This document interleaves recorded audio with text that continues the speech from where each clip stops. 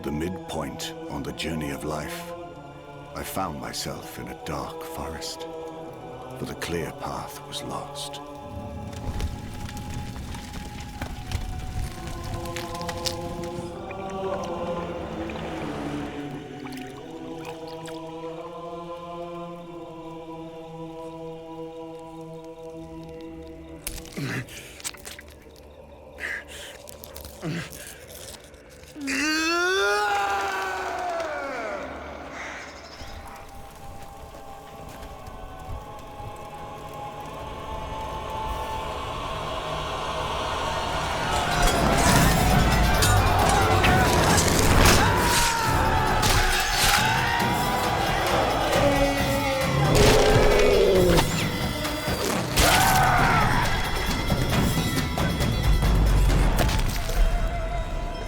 What kind of man locks up helpless women? There will be a day of reckoning, Crusader! My family, my baby's gone!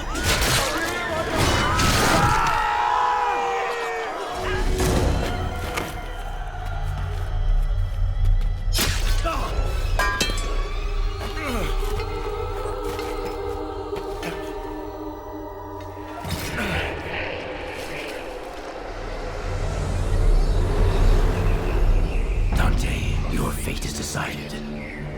Everlasting damnation for your sins. But that's not possible.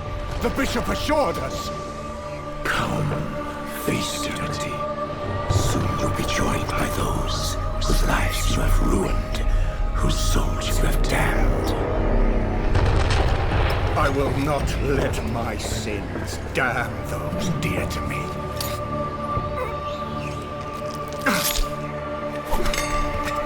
I will redeem myself. Mortal, you are mine.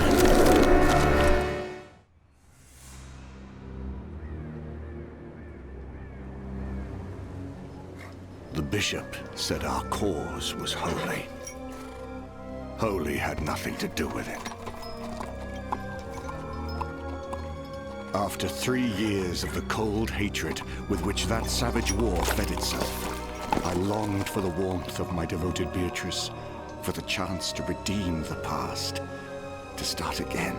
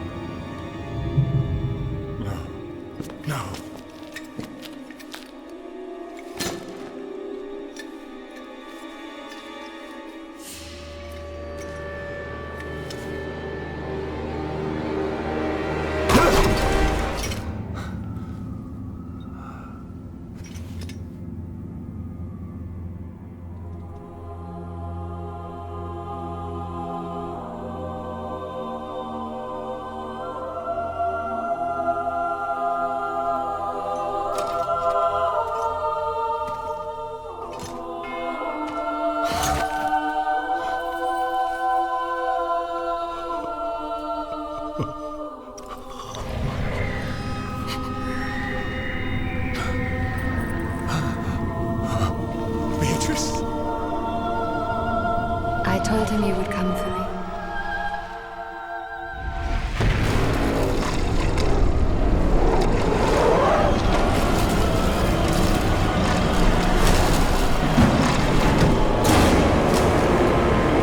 Beatrice! I have to go with him, my love. I gave my word.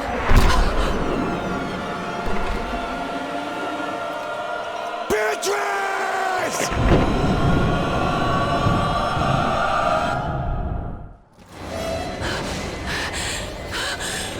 Why, Dante? Why did you break your promise? I don't understand.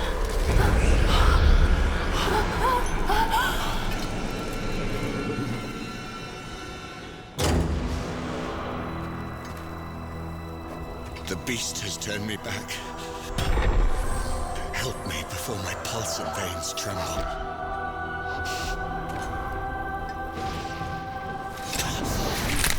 By all that is holy, I vow to forsake all pleasures of the flesh until I return from this noble crusade. I gave myself to you because I know you will be faithful to our love. Mercenaries of Florentina, in payment for taking the cross to reclaim the Holy Land, your immaculate father hereby absolves you of all your sins.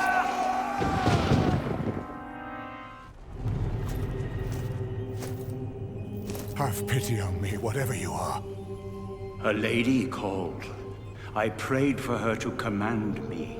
Beatrice. I fear my friend has gone astray, she said. Help him, Virgil, so that he may come to me. I am Beatrice, and when I am finally before my lord, I will praise you to him. Poet, I beg you, give me strength. I will deliver her from this fate, whatever the cost.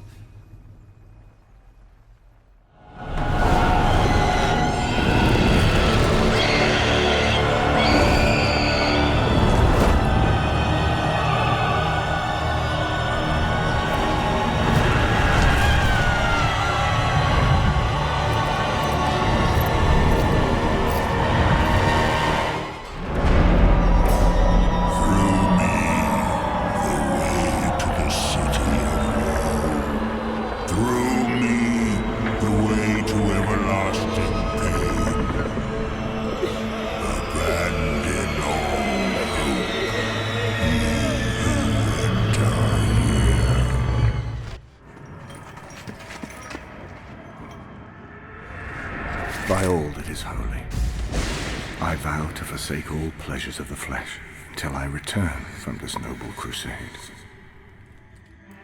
I gave myself to you because I know you will be faithful to our love.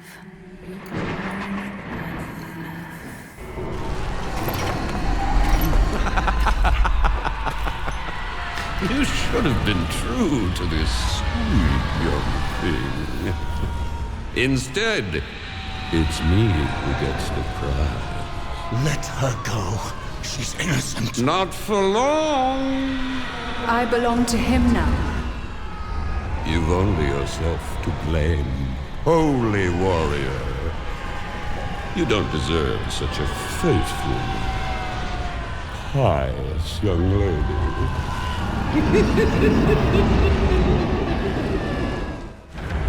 You there, stand aside from those that are dead.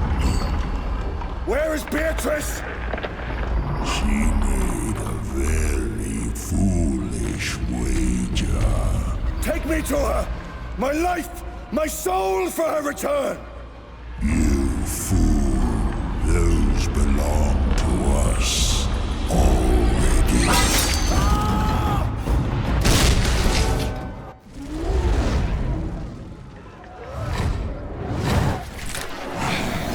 Your immaculate father hereby absolves you of all your sins. Is it true we can absolve our sins without confession? Would a bishop lie? Promise me, you will protect Francesco. You will protect Francesco. Promise me. Promise me. I will protect your brother like he is my own.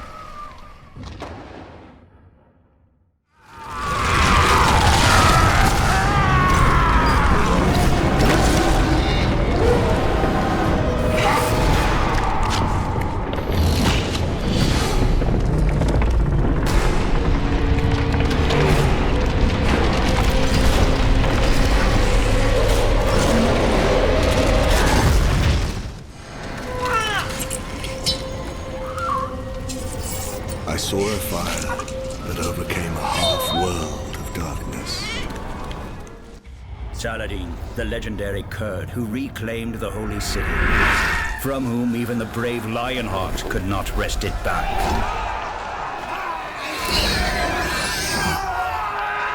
The forces of Saladin are routed.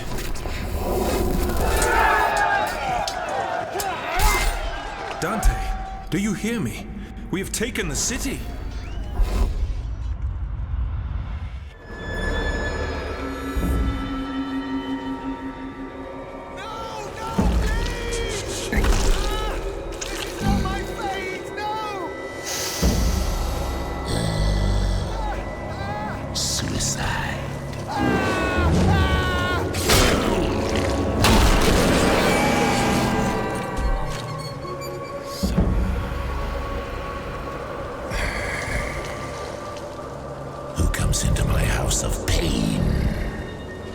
One who loves Beatrice! Tell me where to find her!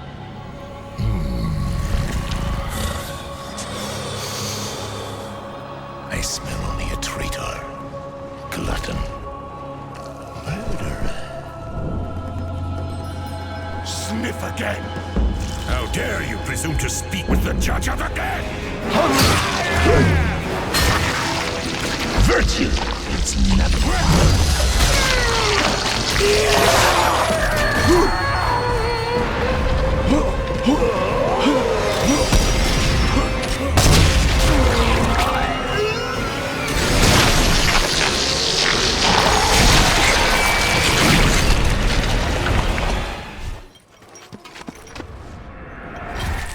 King Richard wants us to babysit 3,000 prisoners?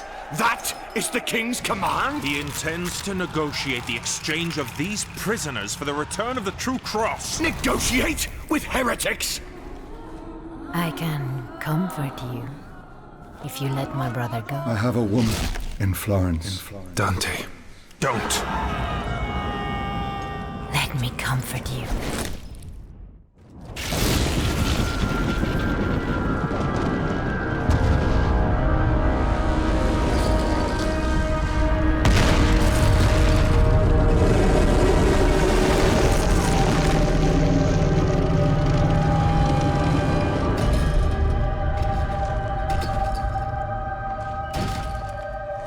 Looking for someone?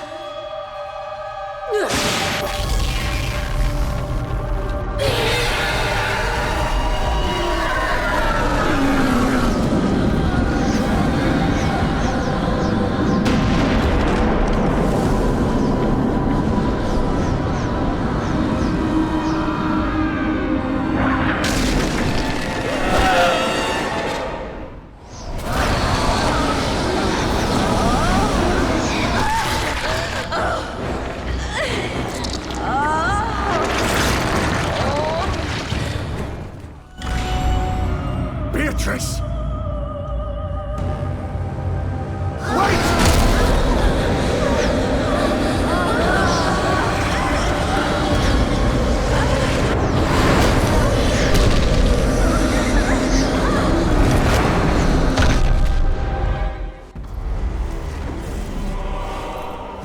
Beatrice, don't do this. Because of you, I must.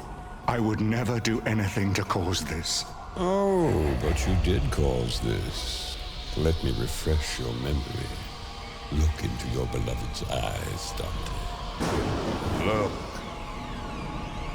Dante, look. Beatrice, what have I done? Do we have an arrangement? I'm no brute. Guards, release this one. And her brother.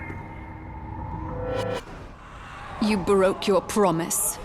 You don't know what it was like. But she does know what it was like. I showed her. Beatrice, don't. I have no choice.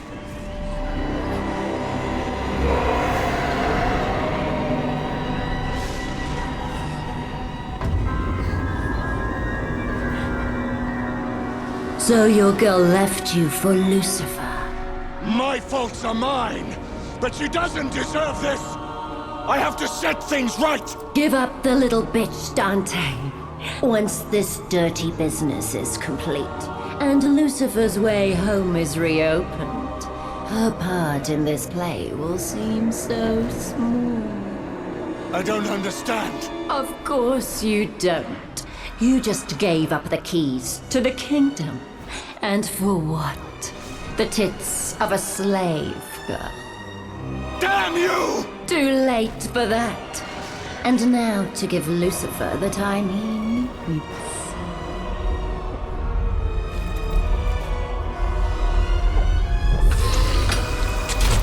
Mistress, let me have him. As you wish, Anthony.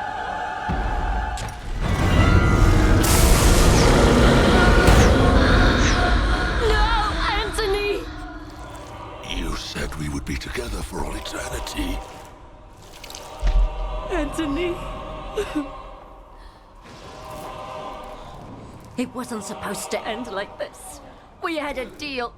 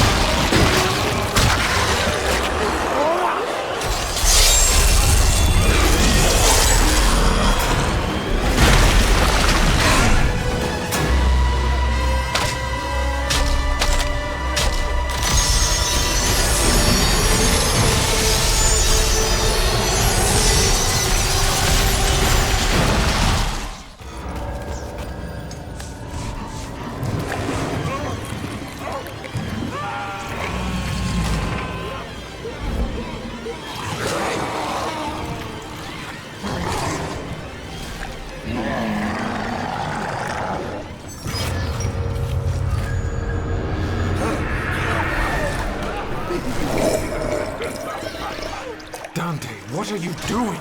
I made you a priest.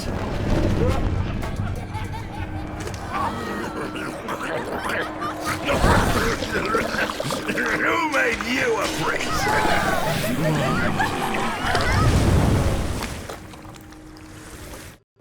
Like father, like son.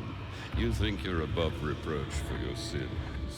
I took up the crusade. The bishop assured us that our sins would be absolved. And you believed him. You actually believed these salesmen of salvation. And what of those lost souls that we killed? Where are they? They thought their cause was holy too. Where are they?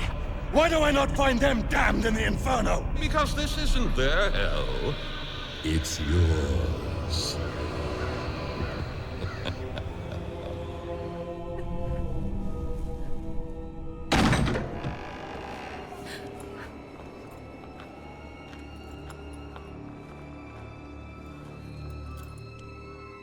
Don't waste your tears, girl. Knowing my son, he's long dead by now.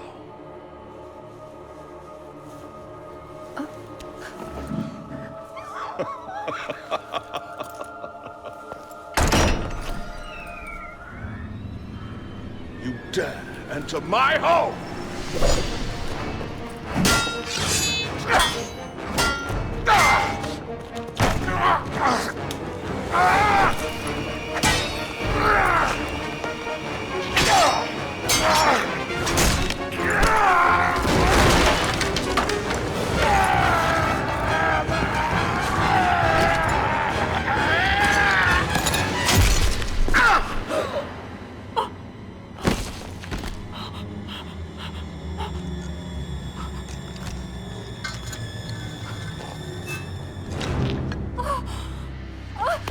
No. Damn you! She's done nothing! Stop him! Behold the slaughter and ruin of your family, of your home, of your way of life.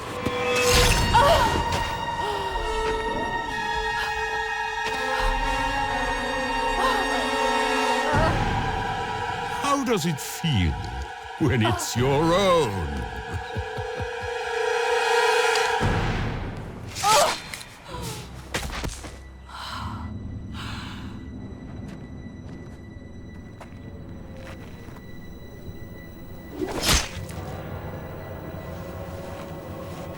She wasn't my sister. She was my wife. Damn you. What more can you take from me? Is that a dare?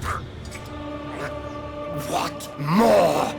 It's up to you to find out. Keep fighting, Dante.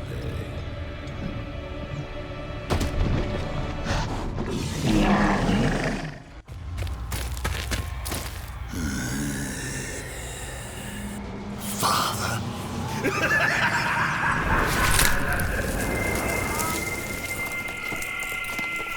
Take it.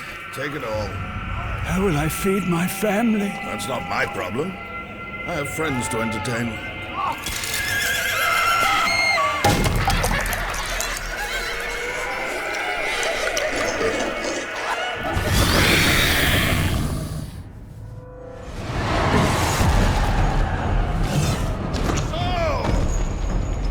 You think you're a better man than your father? I think I am too much the same man as my father. Then turn back, coward! Beatrice does not deserve this. I will not go back without her. Then we'll find out who's the better man.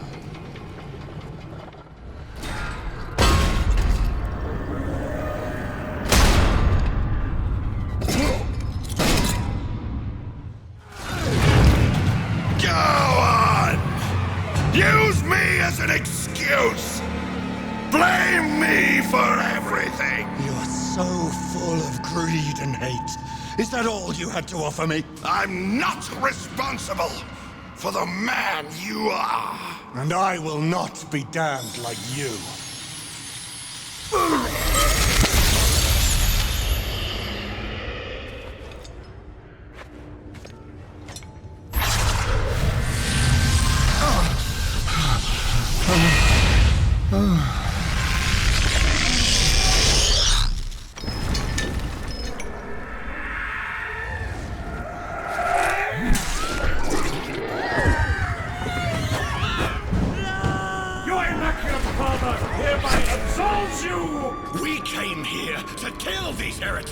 We came to reclaim the Holy Land. Since when are heretics worth a Christian life?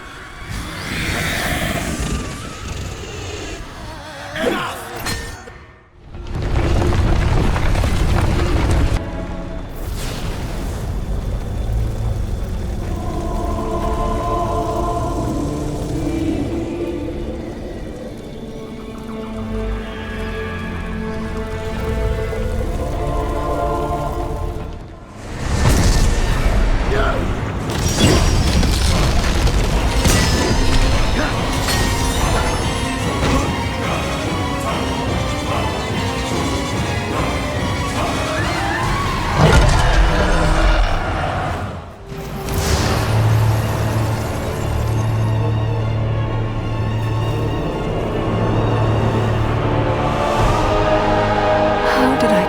This fate.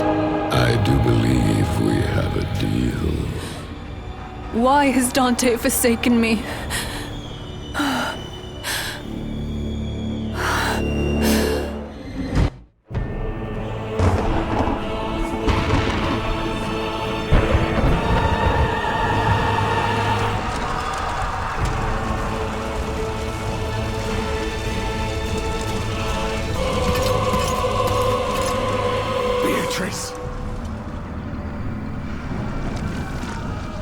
Your way with that girl, you gave me to Lucifer!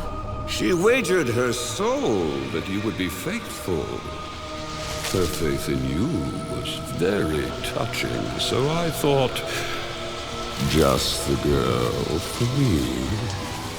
I owe this all to you, my friend. Now, let my power flow through your soul. Give in to our union, and together we will regain paradise!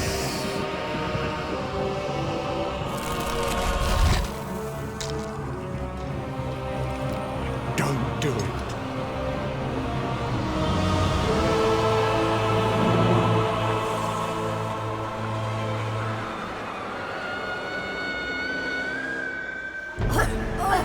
The faithful has lost her faith. The incorruptible has become corrupted. The true innocent has given way to the sins of man, like all the rest before. Who now can deny me my rights?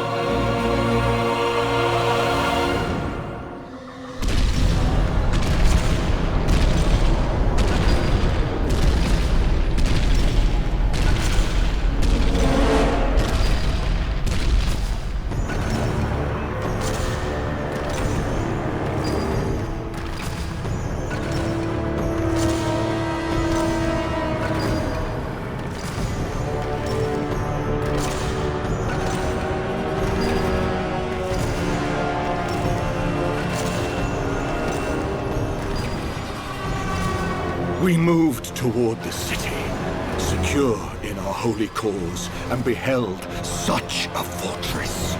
And on every hand I saw a great plain of woe and cruel torment. Bitter tombs were scattered with flame, made to glow all over, hotter than iron need be for any craft. And such dire laments issued forth as come only from those who are truly wretched, suffering, and forever lost.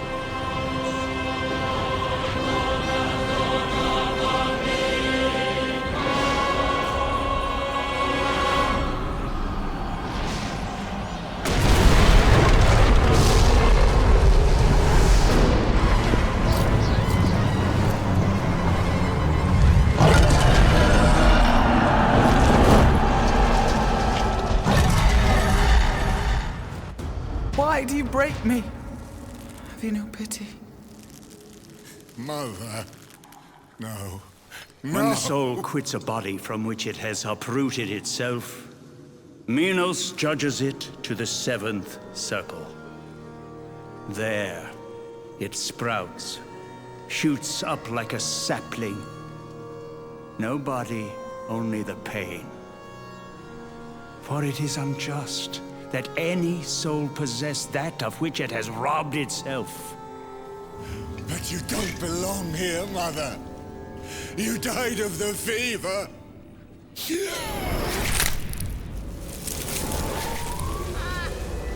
Her heart just gave out from the fever. She was too fragile.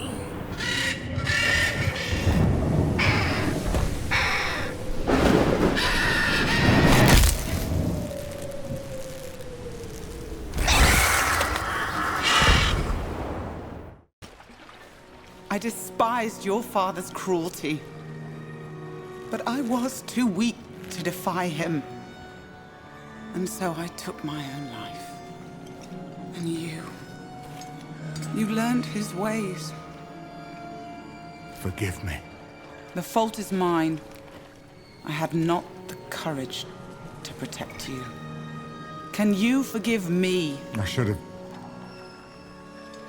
Mother, why did I lose everything?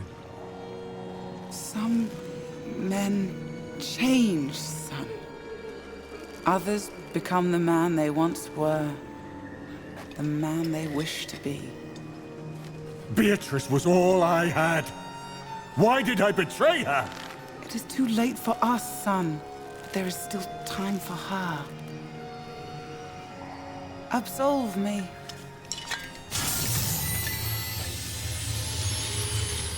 My soul belongs to you. You must save Beatrice. She is innocent.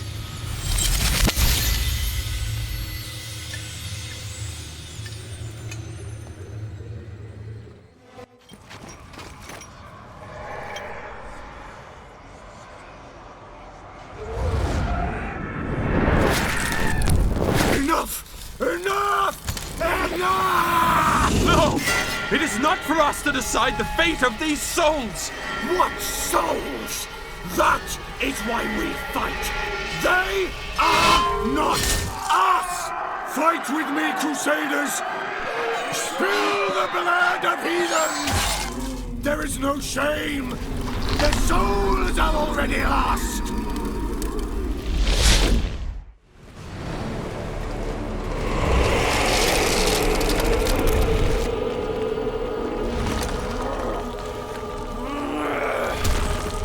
Francesco, my brother! You did this to me! Wait, listen! You don't deserve to be my sister's slave, let alone her lord. Now pay for what you have done! Francesco, no!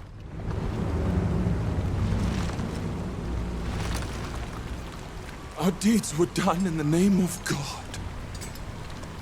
Why has he forsaken us? In the name of God? Murder is only in the name of the murderer. Redeem yourself, brother. Use my soul wisely. Beatrice. Sister.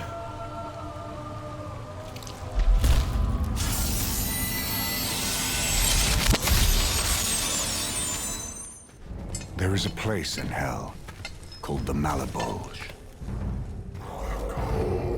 Savages!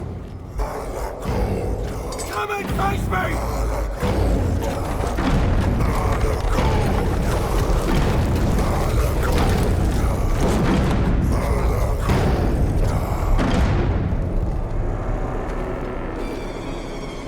Beatrice? Is that you? My love, I have come back for you as I promised. I do not wish to see you suffer, but you leave me little choice. I am not what you think I am. There cannot be a rival. Lucifer forbids it. You don't have to obey him. Come back to me. Behold the 10 circles of fraud and deceit. Those who have broken the very bond of love and trust. In this place shall they be forever punished. Manakoda, show our guest his eternal resting place.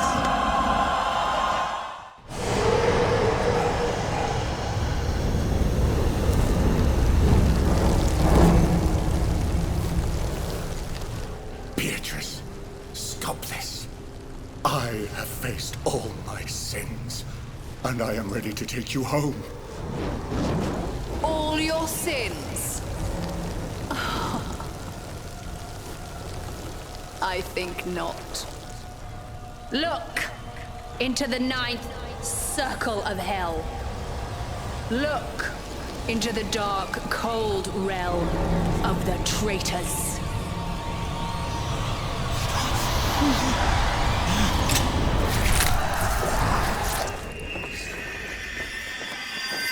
God in heaven.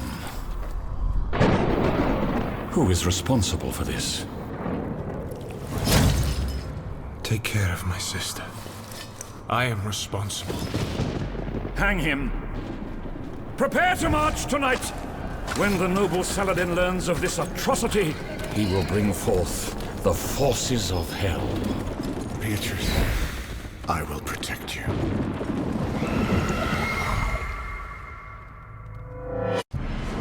You condemned my brother to death for your crime! What is your answer for this treachery? None. I give up on this journey. My place is here in hell. Yours is in paradise. I am truly sorry for what I have done. May you one day forgive me. My cross.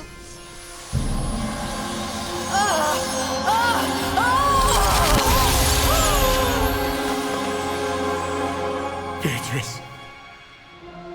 You've done well, Dante. And though you may not understand it now, you have saved much more than this innocent soul. For your role in the ongoing battle is more important than you can possibly imagine. I don't understand. Your redemption is near. Wait!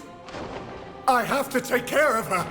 I have come this far! Trust me, you will see her again.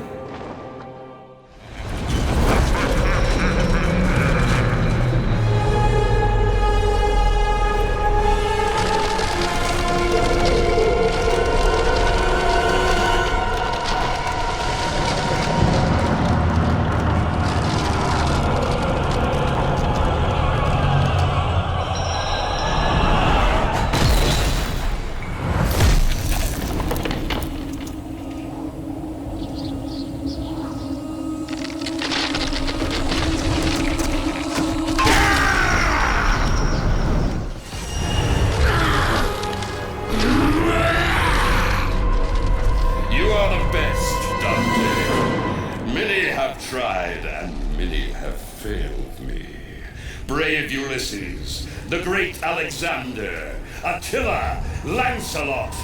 Only you possessed a soul black enough to free me.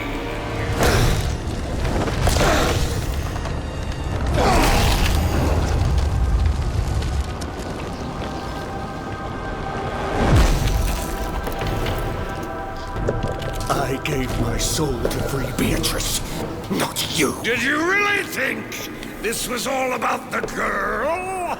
She was the bait! Her soul is free now. Only you and I remain! Come for me, holy warrior! Come! Fulfill your destiny! You dare assault me! You who have done far worse than I! I stood for my fellow angels, for reason and justice, and then he made you in his image. You, the flawed creation, and I was to bow down to you. My gratitude for breaking the chains of Judeca. You dolt! Behold your ruin! And witness my escape into the kingdom of purgatory and paradise!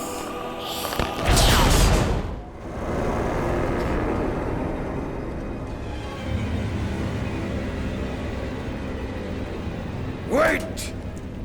There's just one last minor detail with which I ought to make you familiar.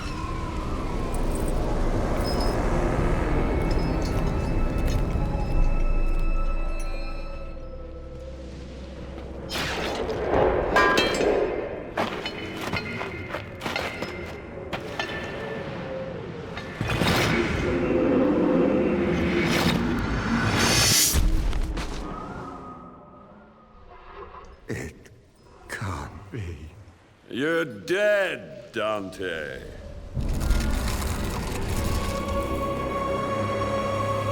You can't go anywhere.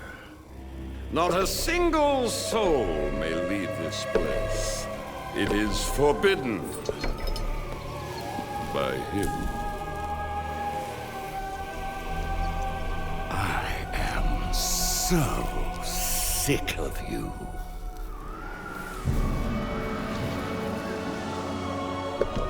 I will reclaim my rightful place in paradise. My path will be paved with the sins of man, and yours, Dante, shall be the bedrock of my return. And all that is good shall be gone from the universe forever! Not yet. I have collected many souls on this pilgrimage. Souls that I have freed from this inferno. And together, they now possess the power to free me. Father, mother, brothers, absolve me! This power, Dante, we can use it together. You and I, friend, just think what we could achieve. I would rather not.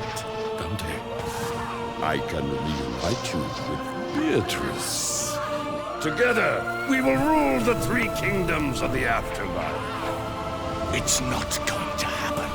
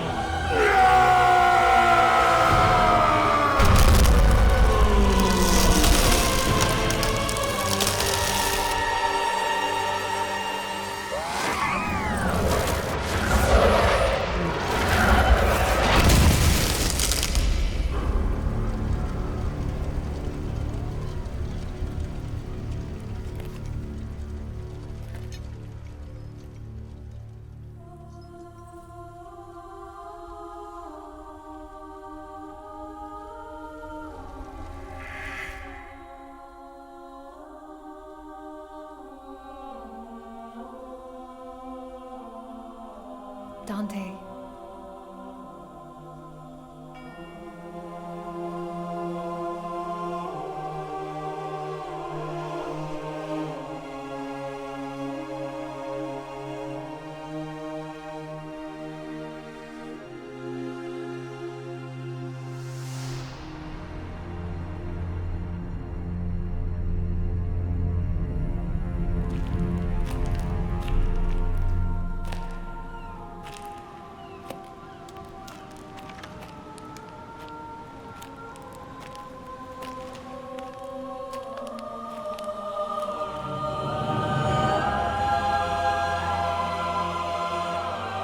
I did not die, and I did not live.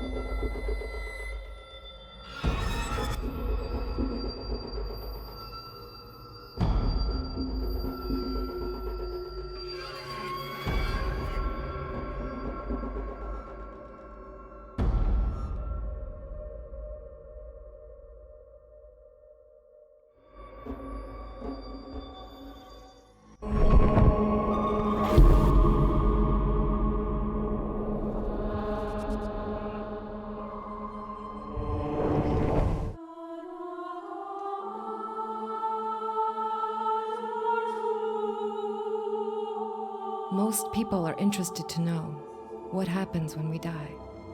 And even in contemporary culture now, we still find a fascination with death. What's next? Everybody wants to know, where do I go when I die? So it's an age-old theme. What are the consequences to the choices we make in life?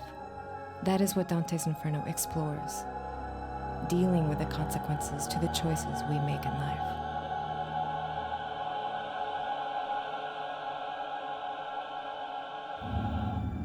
Dante Alighieri is one of the most prominent medieval poets. He's really in a small group of very influential writers who've had these works that have kind of lasted throughout time. There's something magical about Dante's Inferno and the Divine Comedy in general, where the language is so vibrant and his descriptions are so intense that it's, I think, one of the major reasons why it's lived on. The thing he does best, perhaps, is create in a very few words memorable and striking visual images. He coins with astonishing skill these unforgettable pictures in words.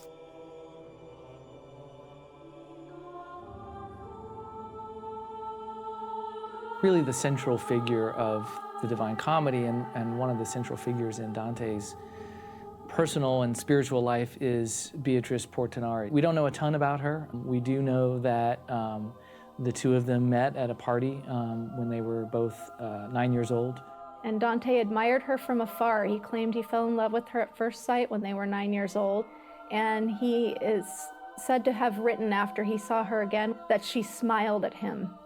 And he was thrilled about that, but that also indicates that they probably didn't have a really close relationship. She may not even have known he was interested in her. Dante and Beatrice are never lovers. They're never really together. They both married separately. She died quite young, in her early 20s, and this is devastating to Dante because he had held her up as his feminine ideal, as a spiritual ideal, and when she died, we're told that he just went into an insane depression. It was kind of one of those things that, it never happened for them, and he obviously regretted that his whole life, because when he got sent to exile and he chose to write what ended up being his defining work, it's all inspired by her. That poem would not exist if it weren't for Beatrice.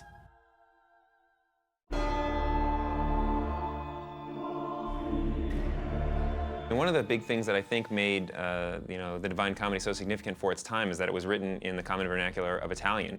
And in those days, there wasn't a lot of reading and writing in general, and a lot of texts, particularly religious texts, were in the ancient languages. But Dante chooses to write in the language of the Italians, and because of that, he's read aloud even in his own lifetime, and as his work is handed down, the sort of larger population is able to enjoy it. But as well as increasing the size of Dante's potential audience, the choice of the vernacular also conditions the nature of the poem that he writes. It makes possible the force and the vigor and the concision and the liveliness of his images and the colloquial nature of the exchanges among characters. It adds immeasurably to the drama and to the excitement of the poem as we have it today. It would almost be kind of like going to the movies for us today. It's kind of like a very kind of mainstream consciousness about what the afterlife is like. That really hadn't been done in that way prior to that. Most of the descriptions of what the afterlife might be like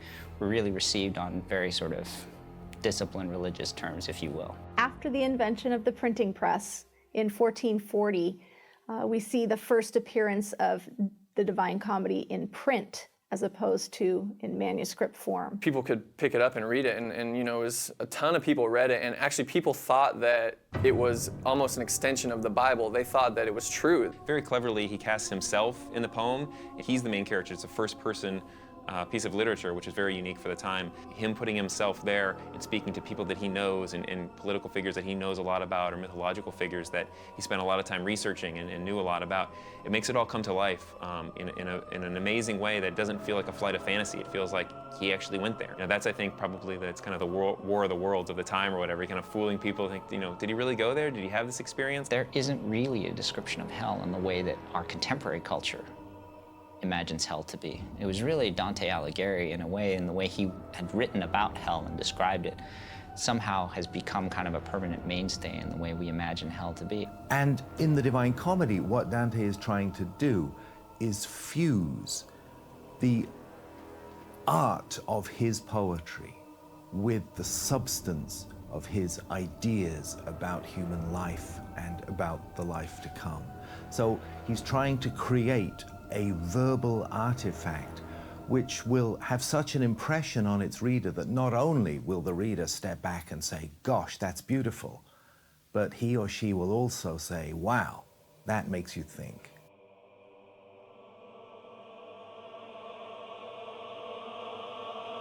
He's obviously influenced a huge number of artists that followed in behind him, from music and painting and sculptures. The history of illustration of the Divine Comedy, of course, goes back to the very beginning, to the manuscripts of the 14th century.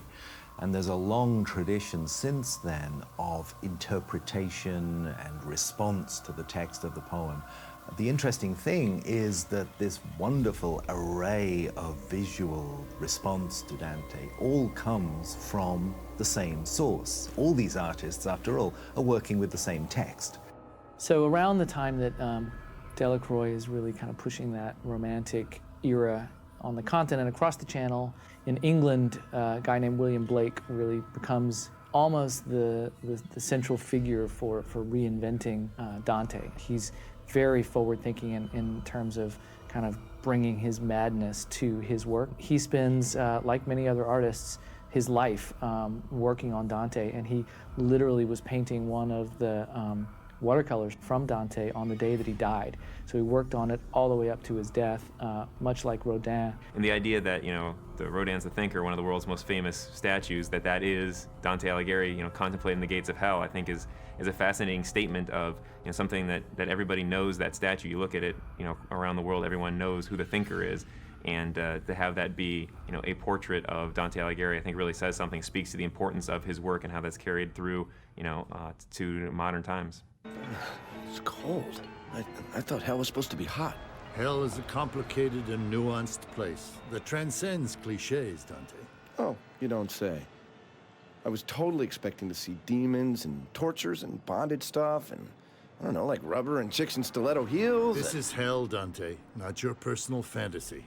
I think everybody, when the idea of the illustration of the Divine Comedy comes to mind, everybody perhaps still thinks first of all of Gustave Doré. Doré is a 19th century French illustrator. He had an amazing affection for the Divine Comedy drawings. And I think what's unusual about them is that they're very technical in nature. They're incredibly violent. They're probably some of the first drawings that really capture the violence of Inferno. And he's very, very specific and methodical about following exactly what Dante wrote. And in that sense, his adaptation, if you will, is the tightest of almost any artist that's taken on the project.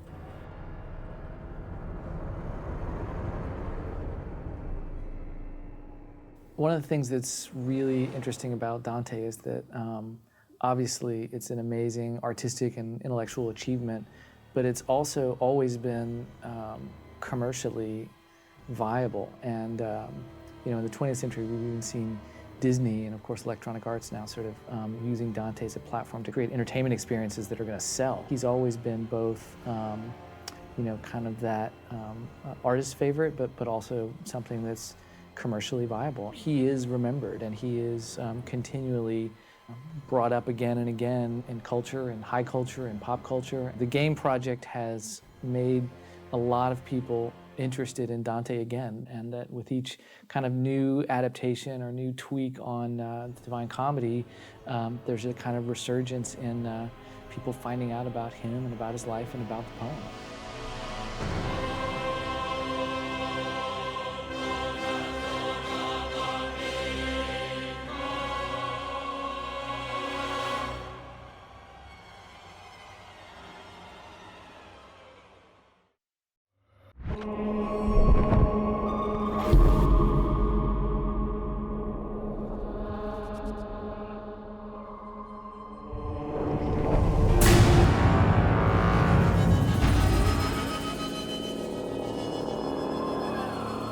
In this game, hell is the main character. It's the venue is the main character. That's really what the score is about. The vastness of it, the infinity of it. It's old. It's archaic. It's older than human history. My thought was not to do the typical orchestral score, certainly not the typical game or even movie score, but to do something really unique for this environment. Definitely we're trying to suggest something that's larger than what will actually fit onto screen. We want to expand well beyond that and to make you feel constantly surrounded, enveloped by the immensity of the score. This was something sonically unusual, something that had to match these vast expanses of visually stunning and yet frightening environments that the music was going to accompany. We felt that there had to be a really human connectedness. Hell is practically built out of souls, so we really had to push all the vocal components to the front and center of every moment just to kind of keep reminding you, like, yeah, there's just thousands and thousands and thousands of souls down here. The vocal stylings that you hear throughout the score, I guess one name for it is atonal or aleatoric. The style is very closely affiliated with two composers from the 20th century, Penderecki and Ligeti. It's something that was used commonly in the late 20th century, but it's a very unusual technique, and the cool thing about it is that it never sounds the same twice. But the person who really brought it to the public was Kubrick, most notably in 2001, but later in films like The Shining.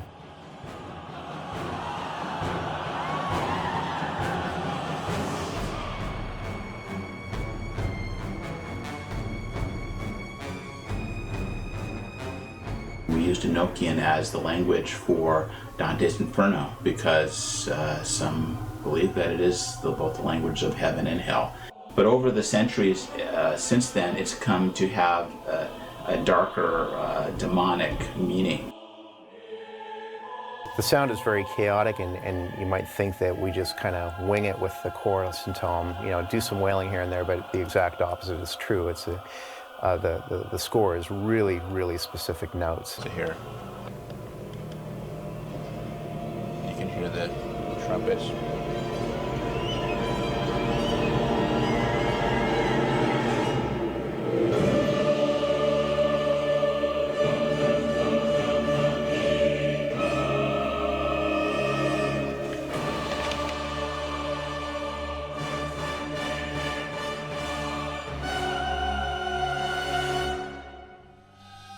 There are precious few large-scale rooms left in London. It's basically either Abbey Road Studio 1 or Air Studios. Here we were in London. We had really two of the best recording groups in the world. Metro Voices was recommended to us.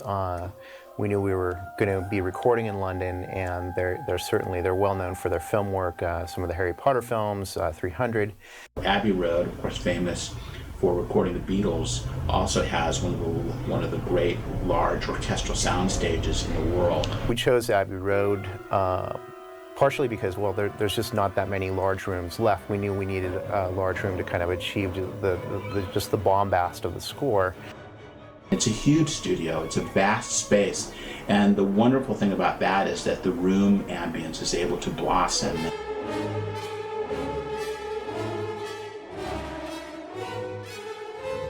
I tried to use the orchestra and also other special sounds that we created, whether it's with percussion instruments or special sounds that I asked the orchestra to do. For instance, at times we'd ask the entire orchestra to stomp their feet.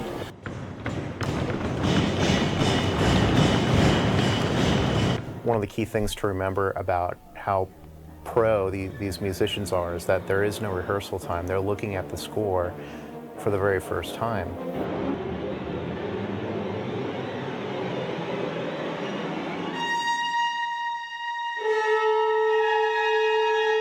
We asked them to do things that may have never been asked by any composer before.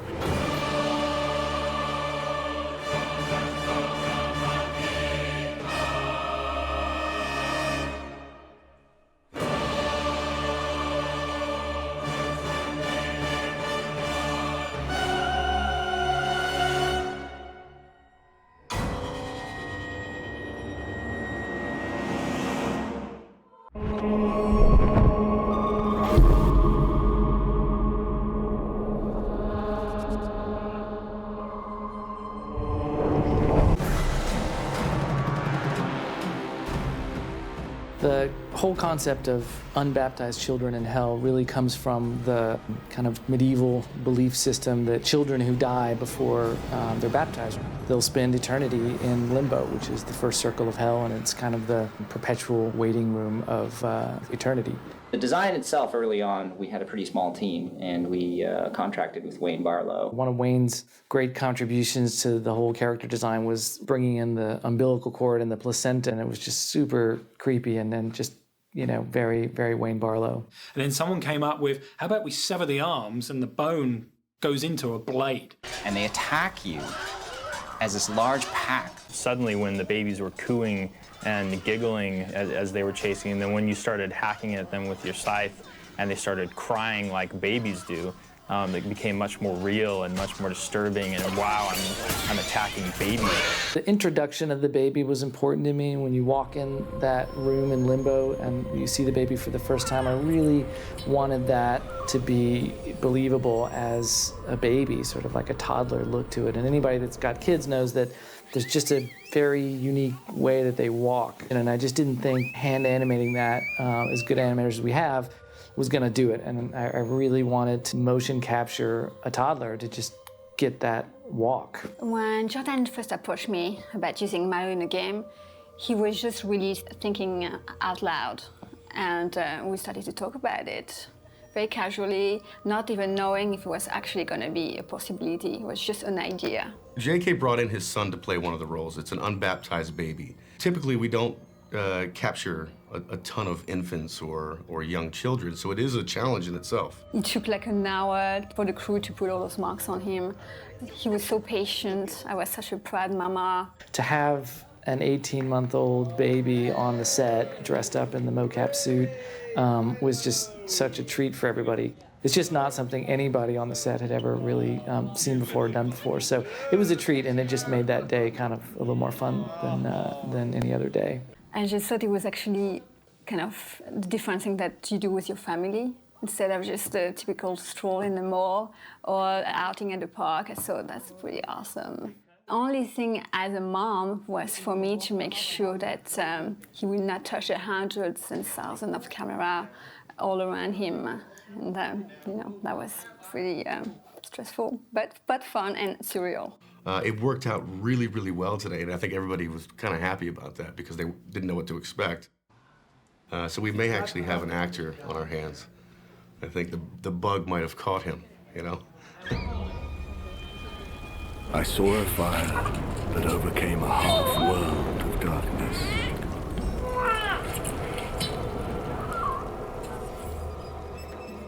That's a card.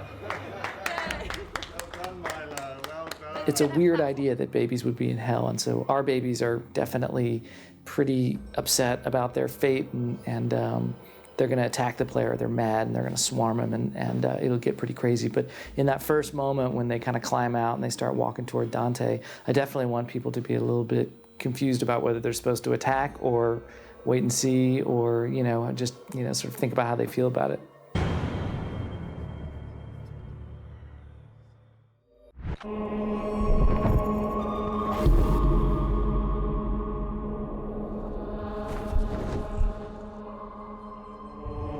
Trials of St. Lucia is a downloadable expansion that brings multiplayer co-op and content creation to the Dante's Inferno game. At the heart of it, there's an easy-to-use and full-featured game editor that you can custom create trials, adding waves of enemies, including enemies from the core game, as well as some enemies like the Summoner, which are exclusive to Trials of St. Lucia. We also have a co-op online mode that allows 2 players to team up as either Dante or St. Lucia. St. Lucia of Syracuse is a 3rd century Christian martyr. She has her eyes plucked out because she refuses to marry her pagan suitor, and she's mentioned in the Divine Comedy a couple times, including at the beginning of Inferno. She's sort of Dante's guardian angel.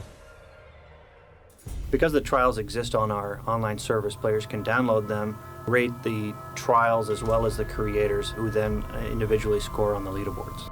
There's this big meta ranking system to find out who's the best of the best at designing great challenges. We're really excited to bring multiplayer to Dante's Inferno. You're going to be able to play online with your friends and kind of defeat waves of enemies, but also the coolest thing is putting the power of the combat editor into the hands of players.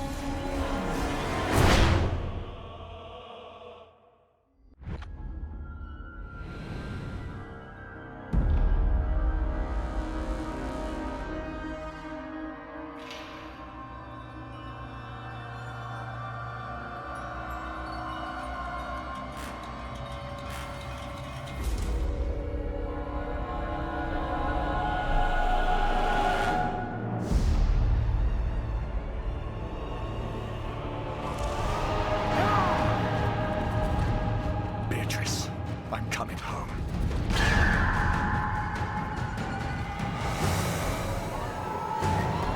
Beatrice. She is mine. Dante! Beatrice! I have come to take a soul meant for heaven. Nothing will stop me! You will never traverse the circles of hell. Virgil, we must escape this beast!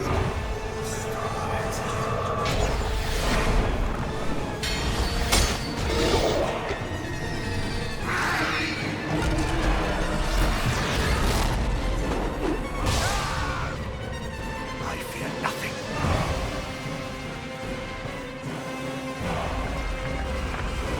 How did you betray me? Forgive me!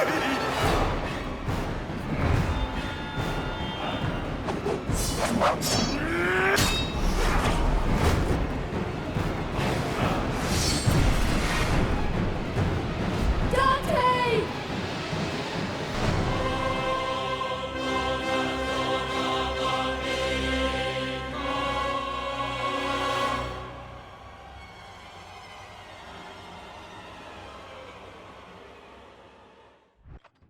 My name is Wayne Barlow. I have been an author and illustrator for the last 30 some odd years, and for maybe the last 20 years I've immersed myself in research and an interest in hell. I had a fairly extensive background in biology and pretty much layer that into all of the creative creature design and character design that I've been called upon to do. When I first heard that Dante was going to be translated into a game, I was both amazed, intrigued, and thought it was a brilliant idea. What I was striving for with the creature and character design here was drawing in large part on notions of the surreal, but also because I'm such a lover of history, pulling in a lot of those kind of vague historical references. Gigantism is something that I like playing around with, and in my hell images, it was as amped up as I could possibly make it. In terms of the psychology of human souls as they are imposed on that world, what could be better than to minimize each of them by suggesting that a world is filled with gigantic and kind of foreboding sights. When I do character design, I like doing small details to show how things work. Seeing what Cleopatra's tongue might actually work like in a game was kind of an appealing sidebar. When I started to tinker with the angels, I wanted them to look light yet powerful. Sweeping curves and those sorts of lines were working for me when it came to the angels, in direct contrast to the more convoluted shapes and forms that were in hell. Charon was a challenge. Again, being so fond of history, I was trying very hard to harken back to an ancient look for him, either Greek or to some degree Middle Eastern on the right-hand figure. This might actually be my favorite of the approaches towards Charon of the lot. The shapes are working nicely, and I think that it's a rather more inventive approach than some of my earlier ones. I like the idea of something looking absolutely impossible to have come out of that body. To having her open up and just be some over-the-top, ridiculous, organism, it was really appealing to me. And you look at that and you say, well, I have no idea how that could happen. But in the world of film and game, it can. Gee, that's a toss-up. Which do I like working on more, lust or gluttony? I'd probably lean towards gluttony because the design considerations were a lot more abstract. For example, the gluttony level was just amazing and a beautiful rendition of my sketches come to life. This was an earlier look for Cerberus. This was a fun exploration for me. It's a massive character now, and the notion of it disgorging its various mouths, I think this may really have been the first attempt that kind of evolved into what it finally wound up being. It occurred to me with the unbaptized babies that, you know, it seemed a perfect solution to take a placenta and wrap it around and just sort of turn it into an organic fig leaf, if you will. Yes, Midas is endlessly coveting other people's things, so he needs a lot of eyes. And in this case, I was riffing on both medieval and Renaissance and ancient forms in terms of his crown and his collar and beard and all. This is an early take on Minos, and one of the prerequisites was the tail being an integral part of this character and how it wrapped around the central column, I think a specific number of times to indicate levels that people were going to be consigned to. When I was thinking about the Queen, if a good idea popped into my head, then that would be where I would start. If not, I would start with the female form and then just start letting my pencil play around with it a little bit. Lines suggest themselves and turn into things. It's a very organic approach for me. Putting a new spin on Satan, that's always tough. Certain conventions needed to be adhered to, but the trick is to sort of visually phrase them in a way that is different. I am hopeful that they will feel that they're not seeing something like what they've seen before. This was a terrific project to work on, and the people that I worked with couldn't have been better to work with. Hi, I'm Steve Desilets, lead designer for Dante's Inferno. I trust by now you've seen most of the Circles of Hell, but let me show you another one. It's called game development. If you want to know why this game could only have been made at Visceral Games, you don't need to look any further than gluttony. That circle expresses certain elements and themes that I know I wouldn't have gotten permission to do in any other place I've worked. Gluttony was one of those ones that kind of brought up, you know, a little bit of that toilet humor kind of stuff. Bile, vomit, poop. Dante's Inferno stays very true to what makes Visceral Games a very unique studio. It fits really well with what the studio is good at, creating compelling content in dark and dangerous places. Mind-blowing kind of moments, whether it's horror or action or adventure, it's pushing the limits of what you can do in a game. Searching for reference material on this game has been pretty brutal. Corpses, mummies, you know, different torture, stuff that I never thought I'd be looking at on the internet. I was in a meeting with 2 other people, and I guess the concept flashed up on my email, and all I saw were their faces go like, wow, you know? Yeah, haven't seen that before.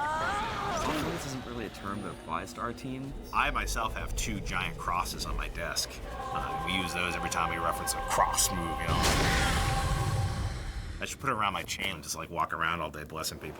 Ooh, you'd get fired at most places for talking about what we talk about on a daily basis. We don't have to worry about anybody getting offended. You know, I've got a naked picture of Cleopatra on my desk, and that's okay. I probably have 200 pictures of intestines on my machine.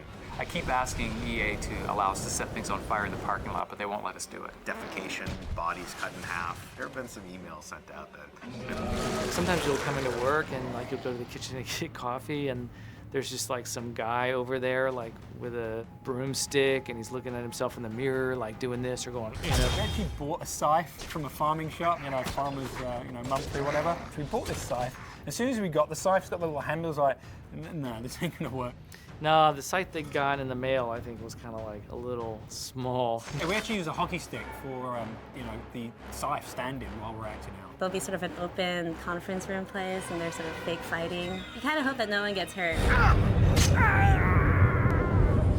There will always be people that see video games as for kids. When they see what's going on in our game, they're like, whoa, you can't show that to kids. This game isn't for kids. Cleopatra is kind of monster boss character of lust. She was tricky, you know, we went through a bunch of iterations on her. We had some early concepts that were just sex organs all over her body and her fingers and her face.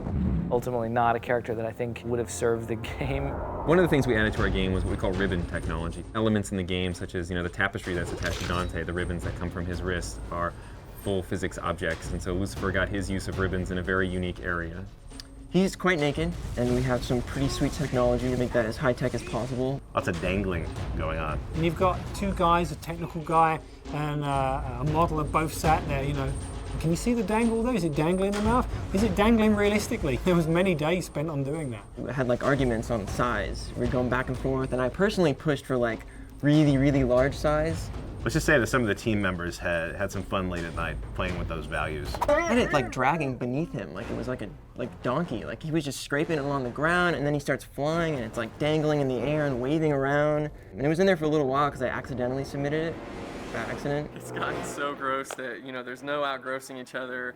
Actually, you know, the biggest prank we play on each other is when people go on vacation, we cover their desks in unicorns and rainbows.